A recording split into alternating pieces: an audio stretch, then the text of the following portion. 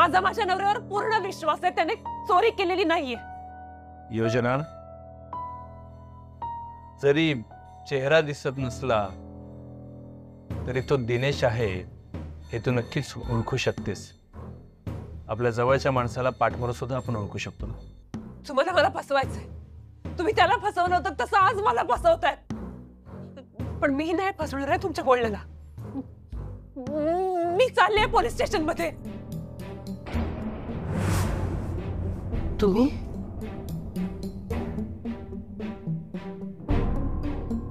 मी तुम्हाला म्हटलं होतं तुम्ही एकटे या.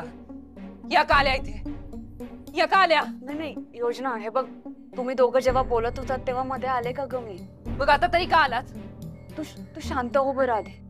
हे बघ, हे तुझ्याशी ना एक वकील म्हणून बोलले असते, पण एक स्त्री म्हणून, आई म्हणून, एक बायको म्हणून ह्यांनी जे काही तुला पुरावे दाखवले असतील त्यावर तुझा विश्वास नसेलच ना.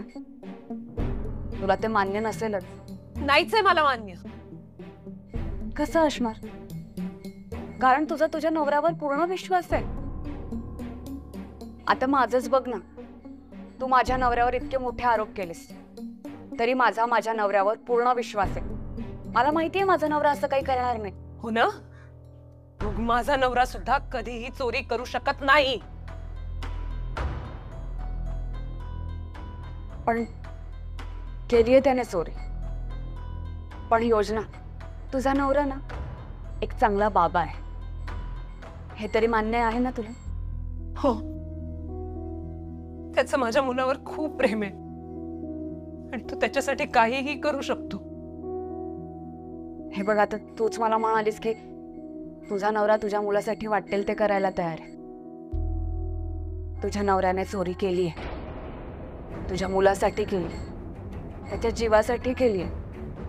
आता परिस्थितीच इतकी वाईट होती की त्याला ते सगळं करावं लागलं.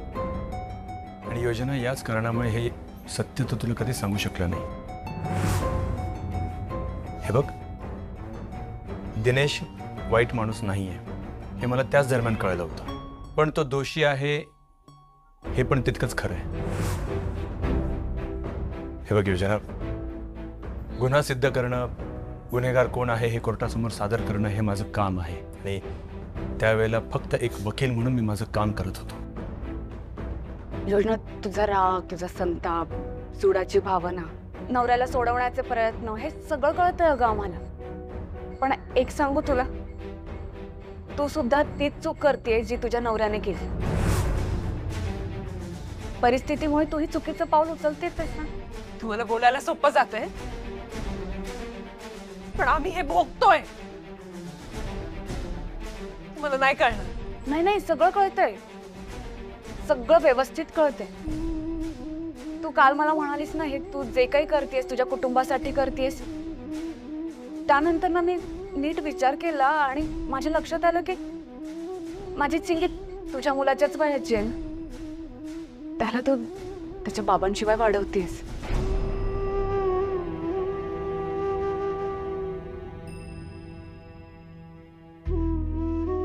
योजना, हे बघ, माझ्या चिंगीला तिच्या बाबांशिवाय वाढवणं माझ्यासाठी खूप कठीण गेलं असतं.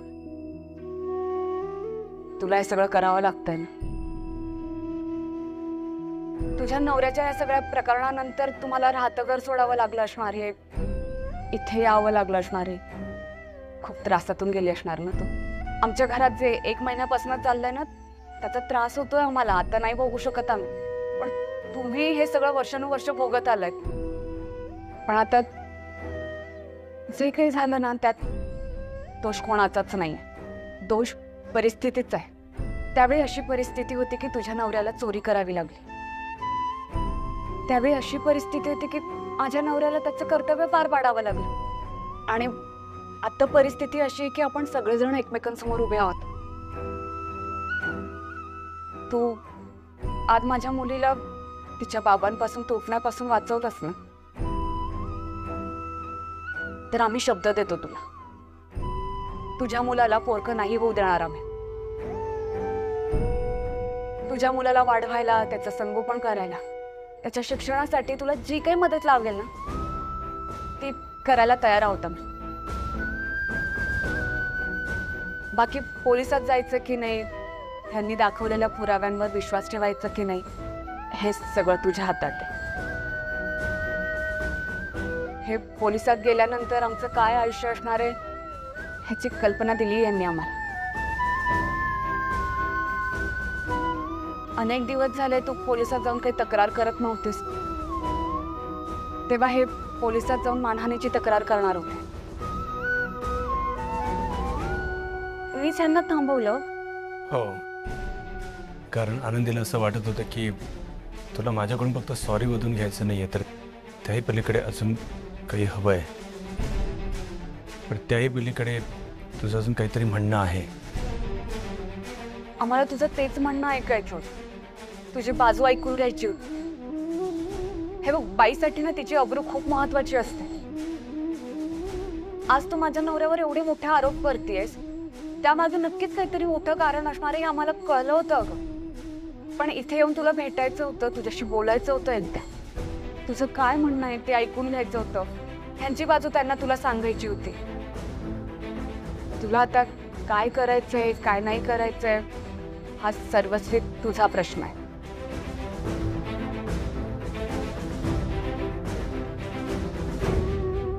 आओ चल.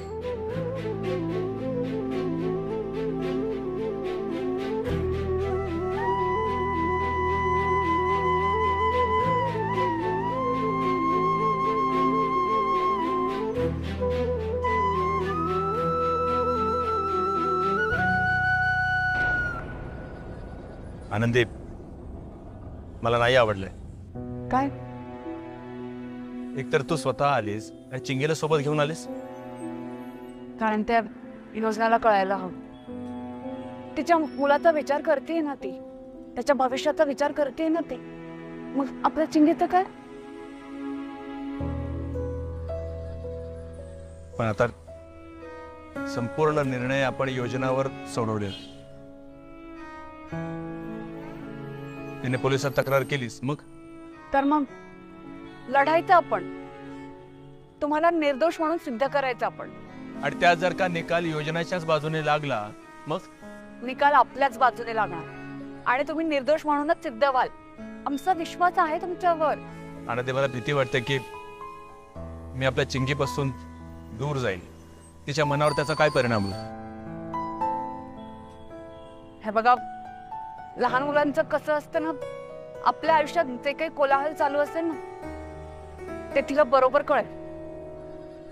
त्यांना छोट्या छोट्या गोष्टीवरून कळतं की आई बाबांच्या आयुष्यात काय चाललंय काय.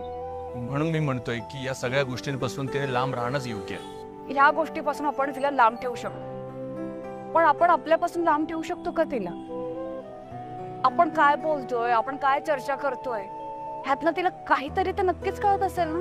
पण योजना समोर असतो तिला. हो, कारण तिला या गोष्टीची जाणीव व्हायला हवी. अहो, आज ती आपल्या सोबत होती ना तिथे, तिला हे नक्कीच कळलं असेल की काहीतरी चुकीचं घडलंय बाबांसोबत, पण बाबा चुकीचे नाहीये. आनंदी, खरं तर तुझं येणं आणि चिंगीला सोबत घेऊन येणं मला खटकलं होतं. पण आता जे काय तू बोलतेस मला पटतंय. कदाचित योजनाला समजावण्यामध्ये मी कमी पडलोस, पण तुझ्या समजावण्यामुळे निदान ही आशा तरी आहे की योजना त्याच्यावर विचार करेल. बाकी ती काय निर्णय घेईल माहित नाही. त्याचा विचार नको करायला आपण. जाऊयात.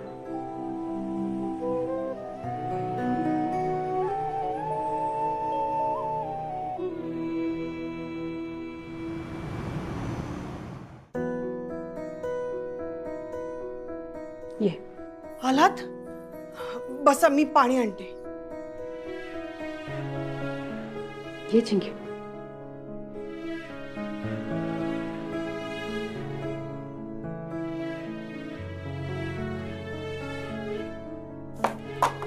हे घे. हे घे बाळा. तुला आई बाबा झोपलं? हो ग, टेन्शन मध्ये होते तुमची वाट बघत, म्हणून मीच पाठवलं झोपायला. म्हटलं जा आता झोपायला. आनंदी, काय झालं? भेटली का ती? काय म्हणाली? करणार आहे ती पोलीस कंप्लेंट? खरं सांगू का वर्ष, ते काही माहिती नाही. पण आम्ही भेटलो तिला, हे बोलले तिच्याशी. तिच्या नवऱ्याच्या विरोधात जे काही पुरावे होते यांच्याकडे, ते सगळे दाखवले आपण तिला. पण शेवटी तिचा निर्णय आहे काय करायचं ते. म्हणजे आता परत टेन्शन मध्ये राहायचं तोपर्यंत. आनंदी अगं बघ, वर्षा, पुरे आता तो विषय आता नको. रात्र झालीये, झोपूया. आणि तसं पण मला आता शांत राहायचंय. बर चिंगी बाळ, जाऊन झोप. हा आई, मला तुमच्या बरोबर झोपायचंय. हो बाळा, तू आई बाबांसोबत झोप आज. ये चल. वर्षा, हं? तू पण जाऊन झोप आता. हो दादा. झोप. ये चिंगी.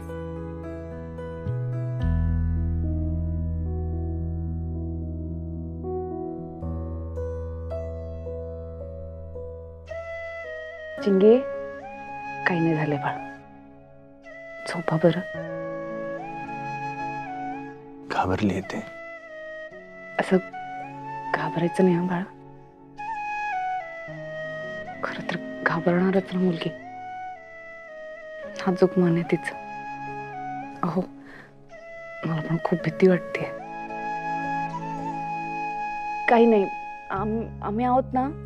चल झोप झोप, आम्ही आहोत. बाळा, आई आहे, बाबा आहे. हा, डोळे बंद करा, शांत झोपायचं. आणि हा आनंदी, तुला घाबरून चालणार नाही. आता आपल्या चिंगीची संपूर्ण जबाबदारी तुझ्या एकटीवर असणार आहे. ऐक, कुठल्याही क्षणी पोलीस येतील, मला घेऊन जातील. असं नका बोलू तुम्ही. तुम्ही काही केलं नाही ना, काही होणार नाही. मग ते बघा, त्या योजनेने जरी पोलिसात तक्रार केली ना, तरी तुम्ही निर्दोष म्हणूनच सिद्ध व्हाल. काळजी करू नका. आणि असं काही बोलू नका. नाही सिद्ध करू शकलो तर म्हणून मनाची तयारी करून ठेवतो. दादा. हा, दादा. आनंदी, दादा जरा बाहेर चला.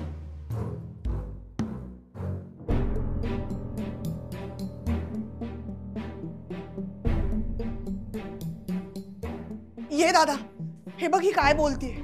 मिस योजना, तुम्ही जे काय सांगताय ते खरंय की तुमच्यावर कोणी दडपण टाकताय? मी जे काही सांगते ते पूर्णपणे खरं आहे. काय रे काय? अरे देवा, ही काय करते त्या टीव्हीवर? आई काय करतेय? हा, मला बसू दे, बसू दे. हा, आणि जे खरं आहे ते सांगण्यात भीती का बाळगायची? माझ्या कर्मा. अजून काय सांगायचं बाकी आहे? काय सांगणार आहेस तू? आवाज वाढव जरा. आई हो हो, आधी तुझा आवाज कमी कर, मी वाढवते आवाज. थांब. मी माझे सिनियर राघव कर्णिक यांच्यावर विनयभंगाचा जो आरोप केला होता तो खोटा आहे.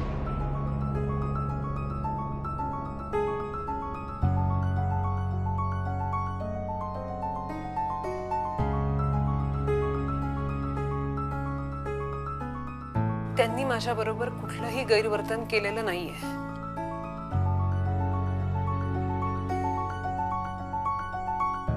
मग तुम्ही त्यांच्यावर इतके गंभीर आरोप का केलेत? त्यावेळेला माझी काही पर्सनल कारणं होती. माझा स्वार्थ होता. माझा हेतू साध्य करण्यासाठी मी त्यांना आरोपीच्या पिंजऱ्यात उभं केलं. मला मिळणारं समाधान मला जास्त महत्वाचं होतं, पण त्याच वेळी त्यांच्या घरातल्यांचं समाधान, सुख, आनंद सगळं मी हिरावून घेतलं. याचं मला खूप वाईट वाटतंय. राघव कर्णिक हे खूप चांगले आणि सज्जन आहेत. त्यांनी मला कायम मदतच केली आहे. जो माणूस ट्रेन बंद झालीये म्हणून एका मुलीला विश्वासाने आपल्या घरी घेऊन जातो आणि त्याच्या घरचे सुद्धा त्या मुलीशी इतकं प्रेमाने, आपुलकीने वागतात, त्या घरातल्या माणसांवर, त्या घरातल्या संस्कारांवर मी आरोप केलेत, याचा मला खूप पश्चाताप होतोय. तुम्ही नक्की खरं बोलताय? मी खरं तेच सांगते. मी केलेले सगळे आरोप खोटे आहेत आणि ते खोटे होते म्हणून तर मी पोलिसांकडे जाऊ शकले नाही. मी चुकले. मी तुमच्या माध्यमाने मिस्टर राघव कर्णिक यांची जाहीररित्या माफी मागते. आनंदी मॅडम, राघव सर आणि अख्खं कर्णिक कुटुंब यांना माझ्यामुळे जो काही त्रास झालाय त्यासाठी खरंच सॉरी. मी मनापासून माफी मागते. आणि मला सगळ्यांनाच एक विनंती करायची. गेल्या काही दिवसात मी केलेल्या आरोपांमुळे तुमचं राघव सरांशी असलेलं वागणं बदललं असेल, राघव सरांकडे बघण्याची दृष्टी बदलली असेल. पण प्लीज यापुढे त्यांना त्रास होईल असं काहीही वागू नका. त्यांची काहीच चूक नाही. हे असले दिवस त्यांच्या आयुष्यात आलेच नाहीत असं समजून त्या माणसाशी तुमचं असलेलं नातं तसंच टिकवून ठेवा प्लीज. प्लीज राघव सर, मला खरंच माफ करा. I am sorry. राघवा, त्या योजनाला अक्कल दिली व देवाने. माफी मागितली तिने, माफी मागितली तिने. हा, माफी मागितली तिने, माफी मागते. ऐका सगळ्यांनी, माफी मागते ती. माझं लेकरं ग बाई, कशातून गेलं, काय काय भोगावं लागलं त्याला, किती बोलले त्याला लोक मला.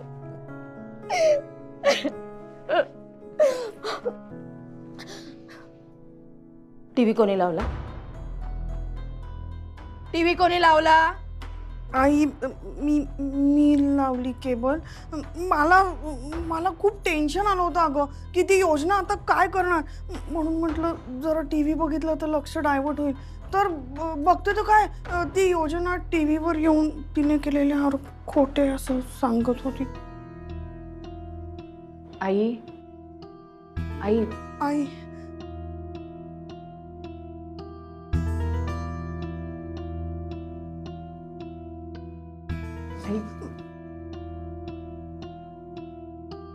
आयुष्यात पहिल्यांदा चांगलं काम केलंस वर्षा.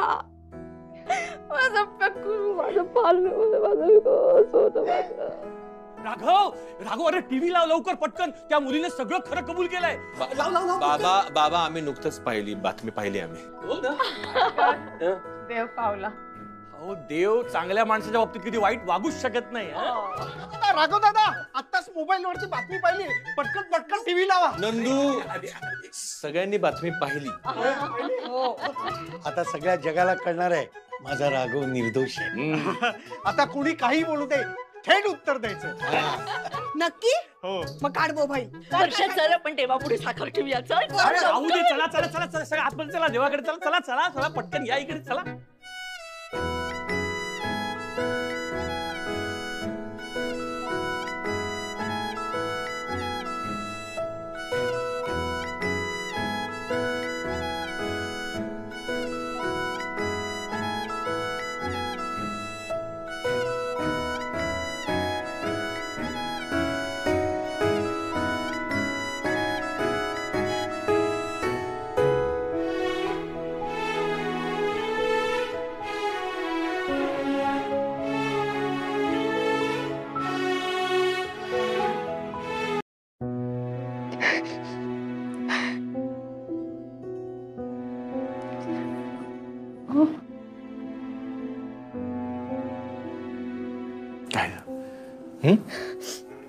जेव्हा कठीण प्रसंग होता तेव्हा कधी रडली नाहीस, खचली नाहीस.